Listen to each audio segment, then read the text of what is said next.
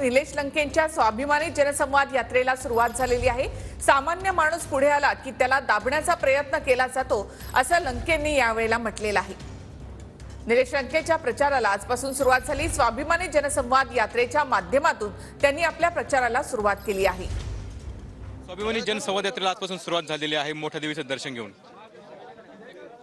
एखाद्या निवडणुकीला जर सामोरं जायचं असेल त्या भागातले प्रश्नाची आपल्याला जाणीव पाहिजे आणि ही सगळी जाणीव करून घेण्यासाठी मी स्वाभिमानी जनसंवाद यात्रेचा शुभारंभ केलेला आहे।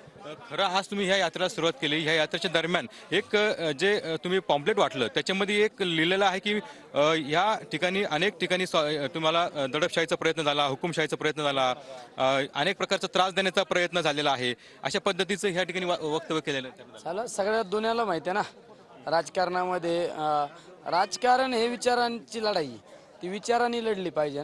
राजकारण ही एखादा कार्यकर्ता विरोधात गेला म्हणजे त्याची चौकशी लावा, त्याच्यावर गुन्हा दाखल करा, त्याला त्रास द्या, व्यक्तिगत त्याच्या चौकशी लावा, ते कुठं सापडतो का बघा, हे राजकारण नाही पाहिजे। राजकारण तुम्ही विचाराची लढाई लढली पाहिजे, विचारांनी लढली पाहिजे ना।